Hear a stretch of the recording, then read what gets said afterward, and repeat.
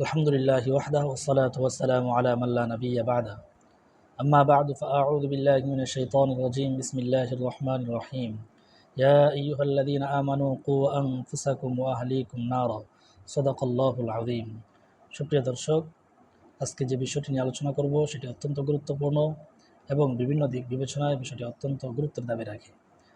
আমার আজকের আলোচ্য বিষয় হলো কোরআন এবং সুন্নাহর দৃষ্টিতে সন্তানের প্রতি পিতামাতার দায়িত্ব ও করণীয় বা পিতামাতার উপর সন্তানের অধিকার।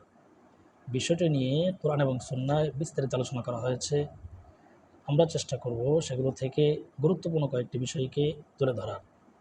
প্রিয় উপস্থিতি, একজন সৎ, সুনাগরিক, দেশপ্রেমিক সন্তানের জন্য পিতার উপর সর্বপ্রথম যে গুরুত্বপূর্ণ দায়িত্বটি রয়েছে সেটি হলো তার জন্য একজন উত্তম, দিনদার, মুত্তাকি, ফরহেজগার মায়ের ব্যবস্থা করা। আমরা এক্ষেত্রে অনেক সময় উদাসীনতার পরিচয় দিয়ে থাকি, ফলে পরবর্তীতে আমাদেরকে আফসোস করতে হয়। এজন্য নবী সাল্লাল্লাহু আলাইহি ওয়াসাল্লাম হাদিসের মধ্যে বিষয়টিকে অত্যন্ত গুরুত্বের সাথে তুলে ধরেছেন। নবী সাল্লাল্লাহু আলাইহি ওয়াসাল্লাম বলেন, তাখায়্যারু লিনুতফিকুম ওয়ানকিহুল আকফা ওয়ানকিহু ইলাইহিম। তোমরা তোমাদের অনাগত সন্তানের জন্য একজন উত্তম এবং ভালো মায়ের ব্যবস্থা করো। অন্য এক হাদিসে নবী সাল্লাল্লাহু আলাইহি ওয়াসাল্লাম বলেন, তুনকাহুল মারআতু লিআরবাঈন লিমালিহা ওয়া লিহাসাবিহা ওয়া লিজামালিহা ওয়া লিদীনিহা ফাজফার বিদাতিদ্দীন তারিবাত ইয়াদাকা। মহিলাদেরকে বিবাহ করা হয় সাধারণত চারটি জিনিস দেখে। তার মধ্যে একটি হলো সম্পদ, আরেকটি হলো বংশমর্যাদা, আরেকটি হলো সৌন্দর্য, আরেকটি হলো দিনদারি। তুমি দিনদারির বিষয়টিকে প্রাধান্য দাও। যদি এই বিষয়ে উদাসীনতার পরিচয় দাও তাহলে তোমার জন্য ক্ষতি সুনিশ্চিত। অতএব নবী সাল্লাল্লাহু আলাইহি ওয়াসাল্লামের এই সকল হাদিস থেকে আমরা যে বিষয়টি বুঝতে পারি সেটি হলো অনাগত সন্তানের জন্য বা তার সুন্দর ভবিষ্যতের জন্য একজন উত্তম, দিনদার, মুত্তাকি মায়ের ভূমিকা অপরিসীম। এ ব্যাপারে কোনো মুমিনের জন্য, কোনো মুসলমানের জন্য উদাসীনতার পরিচয় দেওয়া কোনোভাবেই সমীচীন নয়। দ্বিতীয় যে বিষয়টি পিতামাতার উপর রয়েছে সেটি হলো সন্তান ভূমিষ্ঠ হওয়ার পর তার জন্য একটি সুন্দর নাম নির্বাচন করা। নবী সাল্লাল্লাহু আলাইহি ওয়াসাল্লাম হাদিসের মধ্যে বলেন, عن ابن عباس رضي الله تعالى عنه قال قالوا يا رسول الله قد علمنا حق الوالد فما حق الولد قال أن يحسن اسمه ويحسن أدبه। ইবনে আব্বাস রাদিয়াল্লাহু তাআলা আনহু বলেন, সাহাবায়ে কেরাম রাদিয়াল্লাহু তাআলা আনহুম নবী সাল্লাল্লাহু আলাইহি ওয়াসাল্লামকে জিজ্ঞাসা করলেন, পিতামাতার যে অধিকার রয়েছে সেটা তো আমরা জানি, কিন্তু পিতামাতার উপর সন্তানের কী অধিকার রয়েছে? নবী সাল্লাল্লাহু আলাইহি ওয়াসাল্লাম বলেন,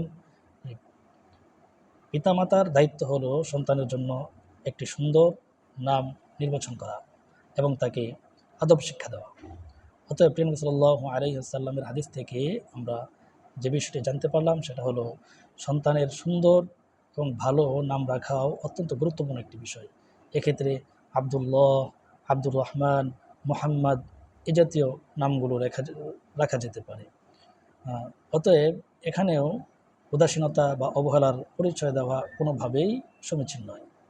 মনে রাখতে হবে, নাম সন্তানের ব্যক্তিত্বের ক্ষেত্রে বিরাট প্রভাব ফেলে এবং হাসরের মাঠে সন্তানকে বা আমাদেরকে সেই নাম নিয়েই ডাকা হবে। অতএব নামের ব্যাপারে উদাসীনতার পরিচয় দেওয়া পিতামাতার জন্য কোনোভাবেই উচিত না।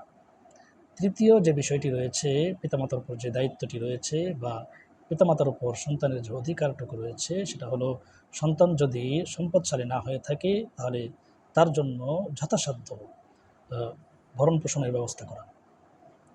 মৌলিক ভরণ পোষণগুলোর মধ্যে থেকে অন্যতম হলো খাদ্য, পোশাক পরিচ্ছদ, চিকিৎসা, এই বিষয়গুলোর প্রতি খেয়াল রাখা এবং তার বেড়ে ওঠার জন্য সাধ্য অনুযায়ী খরচ করা। এক্ষেত্রে আল্লাহ সুবহানাহু ওয়া তাআলা কোরআনে কারীমের মধ্যে বলেন, ওয়া আলাল মাউলুদি লাহু রিজকুহুন্না ওয়া কিসওয়াতুহুন্না বিল মা'রুফ। অর্থাৎ তোমরা ন্যায়সঙ্গতভাবে তাদের জন্য খরচ করো, তাদের পোশাক পরিচ্ছদ, আহারের ব্যবস্থা করো। চতুর্থ যে মৌলিক বিষয়টি রয়েছে বা পিতামাতার যে কর্তব্য রয়েছে সেটি হলো তাকে আদব শিক্ষা দেওয়া, তাকে সুন্দর আচরণ শিক্ষা দেওয়া, মৌলিক ধর্মীয় জ্ঞানটুকু শিক্ষা দেওয়া। এক্ষেত্রে আমরা অনেক সময় অবহেলার পরিচয় দিয়ে থাকি, ফলে পরবর্তী সময়ে আমাদেরকে অনেক আফসোস করতে হয়, আমাদের সন্তানরা বিপদগামী হয়। অতএব সন্তানকে মৌলিক ধর্মীয় জ্ঞান শিক্ষা দেওয়া, তাকে সুন্দর আচরণ শিক্ষা দেওয়া, এই বিষয়টি অত্যন্ত গুরুত্বের সাথে নিতে হবে। প্রিয় নবী সাল্লাল্লাহু আলাইহি ওয়াসাল্লাম হাদিসের মধ্যে বলেন, মুরু আওলাদাকুম বিসসালাতি ওয়া হুম আবনাউ সাবঈ সিনিনা ওয়াদরিবুহুম আলাইহা ওয়া হুম আবনাউ 10 ওয়াফাররিকু বাইনাহুম ফিল মাদাজি'i। যখন সন্তানের বয়স 7 বছর হবে তখন তোমরা তাকে নামাজের আদেশ দাও, আর যখন সে 10 বছর বয়সে উপনীত হবে তখন প্রয়োজন বোধে যদি সে নামাজে গাফলতি করে তাহলে প্রহার করো। তারপরও দিনের ব্যাপারে কোনো ধরনের উদাসীনতার সুযোগ তাকে দিও না। অতএব এই বিষয়টিকে আমরা যদি আমাদের সন্তানকে সুনাগরিক হিসাবে সচ্চরিত্রবান দেশপ্রেমিক হিসাবে গড়ে তুলতে চাই, তাহলে এই বিষয়টিকেও আমাদেরকে অত্যন্ত গুরুত্বের সাথে দেখতে হবে। এখানেও অবহেলা করার কোনো পিতামাতার জন্য কোনো সুযোগ নেই। পঞ্চম যে বিষয়টি রয়েছে, পিতামাতার উপর সন্তানের উপর পিতামাতার যে দায়িত্ব বা করণীয়টি রয়েছে, সেটি হলো যদি একাধিক সন্তান থাকে তাহলে তাদের মাঝে সমতা বজায় রাখা, ন্যায় ইনসাফ বজায় রাখা। অনেক সময় আমাদের অভিভাবকরা বা আমরা অভিভাবকরা যারা রয়েছি তারা এক্ষেত্রে ব্যর্থতার পরিচয় দিয়ে থাকি। কোনোভাবেই এক্ষেত্রে ব্যর্থতার পরিচয় দেওয়া বা উদাসীনতার পরিচয় দেওয়া সমীচীন নয়। মনে রাখতে হবে বিষয়টি সন্তানের মস্তিষ্কে, তার আচরণে, তার চরিত্রে বিরাট প্রভাব ফেলবে। অতএব যদি একাধিক সন্তান থাকে তাহলে তাদের মাঝে সমতা বজায় রাখা, ন্যায় ইনসাফ বজায় রাখা, মমতা, ভালোবাসা, সম্পদের ক্ষেত্রে তাদেরকে সমান অধিকার প্রদান করা, এটা প্রত্যেক পিতামাতার জন্য বা তাদের যে ন্যায্য অধিকার রয়েছে সেই ন্যায্য অধিকারটুকু প্রদান করা প্রত্যেক পিতামাতার জন্য অত্যন্ত গুরুত্বপূর্ণ। এই বিষয় কোরআন এবং সুন্নাহর এই বিষয়গুলো যদি আমরা বিবেচনায় রেখে আমাদের সন্তানের প্রতিপালনে, আমাদের সন্তানের লালন পালনে বা তাদের সুন্দর ভবিষ্যৎ জীবনে আহ, আহ, কাজ করে থাকি, তাহলে আশা করি যে আমাদের সন্তান সুনাগরিক, সৎ, ধার্মিক এবং আহ, দেশপ্রেমিক হিসাবে গড়ে উঠবে। আর যদি আমরা এই বিষয়গুলোতে অলসতা বা উদাসীনতার পরিচয় দিয়ে থাকি তাহলে অনেক ক্ষেত্রেই বর্তমান সময়ে যেটা ঘটে যাচ্ছে বা ঘটছে যে আমাদের সন্তানরা বিপদগামী হচ্ছে, সেটি আমার সন্তানের ক্ষেত্রেও হওয়ার সম্ভাবনা রয়েছে।